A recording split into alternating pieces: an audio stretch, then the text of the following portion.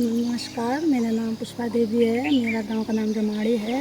दिनचर्या सुबह उठ के चाय से बच्चों के लिए नाश्ता, बच्चों को तैयार करना, गाय का दूध निकालना, गाय को बाहर बांधना, उसके बाद उनकी सफाई करना, गोबर वगैरह निकालना, फिर नाश्ता करना, उसके बाद घास काटना, उनके लिए बिछाने के लिए लेके आती हूँ।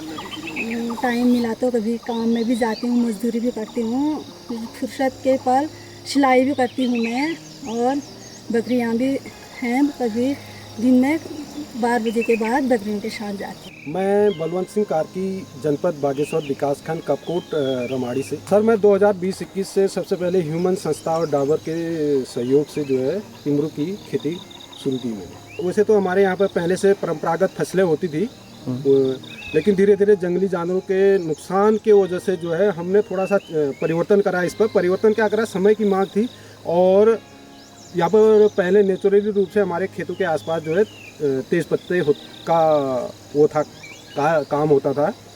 तो उससे ही प्रेरणा लेकर के मैंने जो है धीरे धीरे मैं तुलसी पर काम किया। हर्बल चाय के लिए बाज़ार नहीं मिला, कैमोमाइल पर चाय मिला, काम किया, उस पर बाज़ार नहीं मिला। इसके बाद हमने ड्राई फ्रूट पेरीला, जो कि हमारे उत्तराखंड का एक परंपरागत फसल भी है और मेडिसिनल प्लांट भी है, उस पर काम किया, उसका बाज़ार नहीं मिला। उसके बाद हम फिर जो है डाबर इंडिया लिमिटेड और ह्यूमन संस्था के सहयोग से हमने 2020-21 में ये काम शुरू किया टिमरू का, जो आप ये देख सकते हैं। इस समय 4-5 साल के ये पौधे हैं, इनमें फ्रूटिंग आप देख सकते हैं।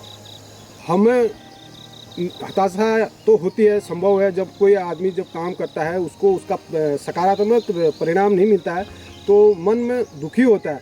लेकिन हमने हिम्मत की, बचपन से ही कुछ करने का हौसला जज्बा था मन में, तो उसको हमने बरकरार रखा है अभी तक, और हम धीरे धीरे आगे बढ़ते रहे। कहते हैं देयर इज वे, जहाँ चाहे वहीं राह है, तो हम उसी राह पे चल रहे हैं और धीरे धीरे अभी यहाँ तक पहुँचे। देखो आगे क्या संभावनाएँ दिखती हैं। उसके बाद मेरे इस काम को देख करके फिर सेंटर फॉर एरोमेटिक प्लांट सघन पौधा केंद्र सेला कोई, वो वर्तमान में वो भी सहयोग कर रहे हैं। इसके अलावा जब इसमें फ्रूटिंग आएगी तो इसको बेचने की एक प्रक्रिया होती है, तो उसको कैसे बेचेंगे हम, तो उसके लिए एक रजिस्ट्रेशन करना होता है। तो उसमें जो है हमें जो है जड़ी बूटी शोध संस्थान मंडल गोपेश्वर से जो है निःशुल्क पंजीकरण भी हुआ है। इसके अलावा सेंटर फॉर एरोमेटिक प्लांट वो भी निःशुल्क पंजीकरण करा है, ताकि हम इसको जो है कल के दिन बाजार में बिना किसी प्रतिबंध के बेच सकें। जहाँ तक जो हम स्थानीय भाषा में बोलते हैं, ये है तिमूर, इसको हमारे यहाँ तिमूर बोलते हैं, गढ़वाल में टिमरू बोलते हैं। तो इसका एक इसकी छोटी सी वैरायटी है, आप देख सकते हैं। ये पौधा है, ये जमूर है। 2 वैरायटियाँ बहरहाल मुझे जहाँ तक जानकारियाँ हैं, वैसे मैंने सुना इसकी 4-5 वैरायटियाँ होती हैं। इनका साइज छोटा रहेगा, यही रहेगा जो है, और इनका जो साइज है ये अभी थोड़ा बढ़ेगा, क्योंकि ये लेट होने वाली क्रॉप है। ये इस समय 800 प्लांट मेरे पास, 800 से बढ़ के होंगे, और कुछ छोटे हैं, कुछ बड़े हैं, जो अभी फ्रूटिंग में जो है इस समय 450 पौधे करीब आसपास जो है फ्रूटिंग में चल रहे हैं।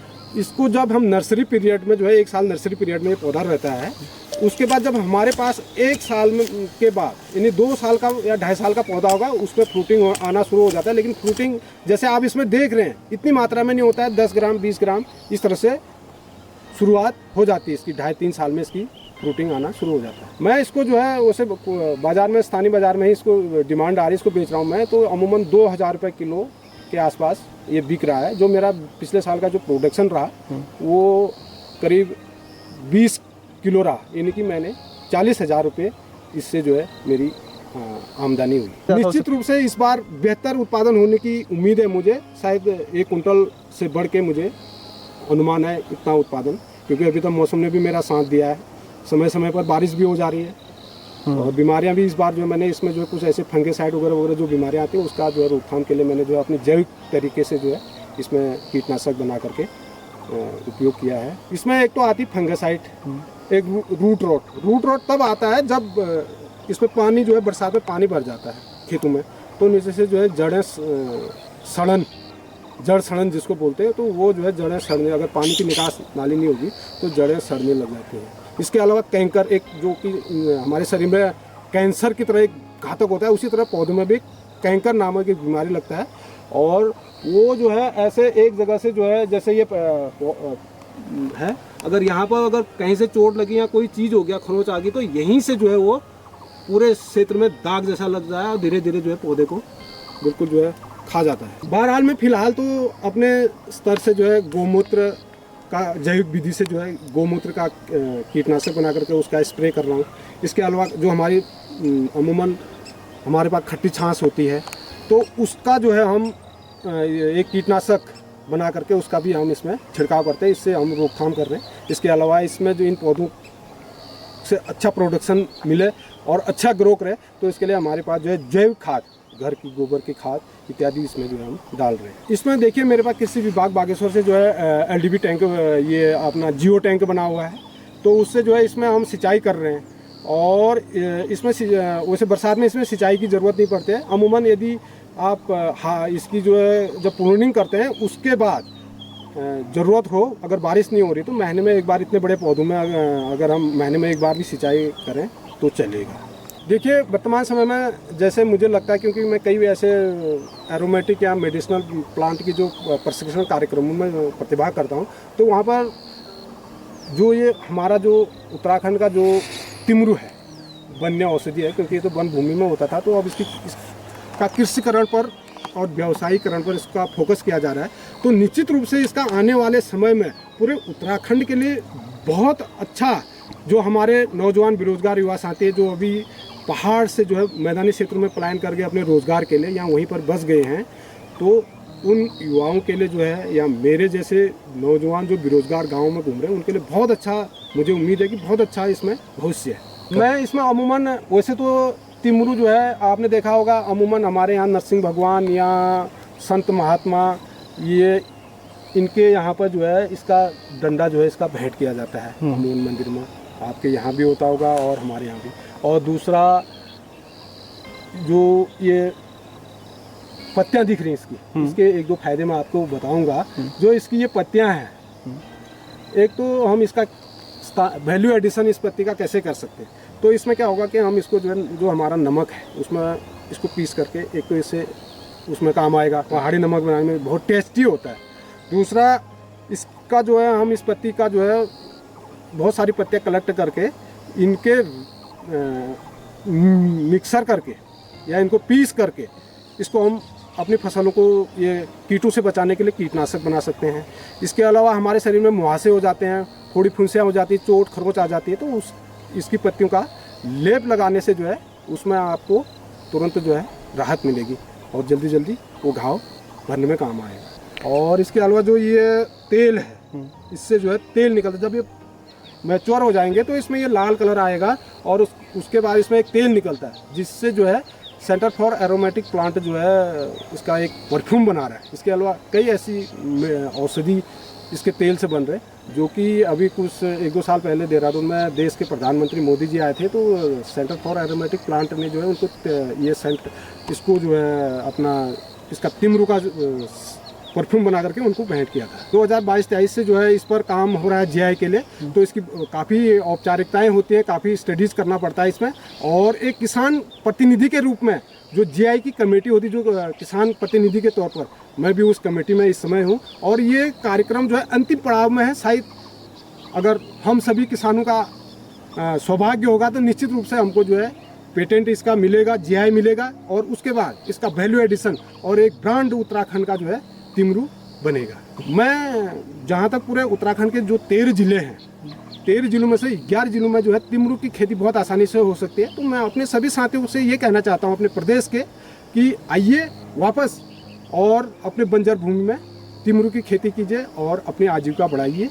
और इतना सुंदर हरा भरा हमारा पहाड़ है, तो इसको उजड़ने से बचाइए और उत्तराखंड को तिमूर हब के रूप में विकसित करने का काम कीजिए। क्योंकि अगर आप रासायनिक खेती कर रहे हैं तो निश्चित रूप से मुझे लगता है कि आप बीमारियों को भी बढ़ावा दे रहे हैं अपने शरीर में। और जैविक विधि से अगर आप खेती करेंगे तो आपकी उत्पादन क्षमता बढ़ेगी।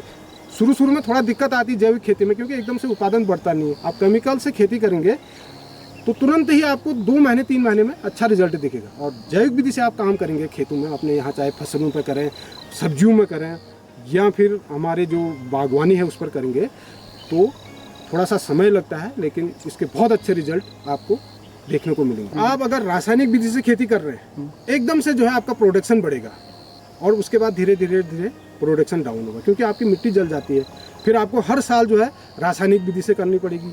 और जैविक विधि से करते हैं तो आप धीरे धीरे उसको ट्रीट कर रहे हैं, आप उसका इलाज कर रहे हैं मिट्टी का, उसके अंदर क्या क्या समस्याएं आपको आ रही हैं मिट्टी के अंदर ना, तो वो धीरे धीरे धीरे डेवलप होंगी और निश्चित रूप से जो है 2-3 साल में आपको बेहतर परिणाम उसके मिलेंगे। और उसके बाद आप लगातार उसका जैविक विधि से आप खेती करते रहिए, आपको ना आपका शरीर स्वस्थ रहेगा, आप मस्त रहेंगे, आपको कोई बीमारी नहीं होगी और आपके खेत खलिहान, हवा पानी ये सब जो है स्वस्थ रहेगा। अच्छा। केले की खेती कर रहे थे, कहीं से एक पेड़ लाए होंगे हमारे बुजुर्ग, तो उसकी जो है नीचे से कलियां निकलती रहती हैं, वो बढ़ते बढ़ते बढ़ते आज उससे भी हम अपनी आजीविका चला रहे हैं केलों से। इसके अलावा हमारे पास माल्टा भी है, संतरा भी है और आंवला हमने लगा रखा है, हरड़ हमने लगा रखा है, रीठा हमने लगा रखा है, तेजपात भी लगा रखा है। ये सारे हर्बल प्रोडक्ट हैं। और वैसे तो सारे उत्तराखंड के अंदर जितने भी हम गेहूँ चावल रोटियां खा रहे हैं, भात खा रहे हैं, वो भी सारा हर्बल यानी मेडिसिनल है। मैं तो अधिकतर समय जो है इधर उधर ट्रेनिंग प्रोग्राम में रहता हूँ या सोशल एक्टिविटीज़ में रहता हूँ, तो इसमें जो है मेरी जो घरवाली है मेरी मैडम, वो क्योंकि वो अधिकतर समय वही करती हैं, इस गुड़ाई का काम करना है, मैं तो सिर्फ प्रूनिंग और इस पर जो है थोड़ा सा हार्वेस्ट के समय में सिंचाई वगैरह वगैरह में माँ की जो है कब कहाँ पर क्या दिक्कत हो रही है, किस पौधे में कोई बीमारी तो नहीं आ गई, तो वो सारी जानकारियाँ मुझे देती है। तो बहुत सहयोग है उनका भी और उन्हीं के बदौलत में जो है इस मुकाम तक आज पहुंचा हूं उत्तराखंड के अंदर। आज मुझे तिमूर मैन के नाम से जाना जा रहा है उत्तराखंड के अंदर। बहुत कुछ दिन पहले ही मुझे तिमूर मैन का अवार्ड भी मिला हुआ है। अच्छा। तो निश्चित रूप से इसके लिए मैं अपनी पत्नी को, अपने परिवार को, अपने माँ और अपने पूरे परिवार को, और इतना ही नहीं मेरे क्षेत्र के लोग भी आज मुझे जो है प्रमोट कर रहे हैं। तो सबका मैं जो है आभार व्यक्त करता हूँ, सबको धन्यवाद देता हूँ।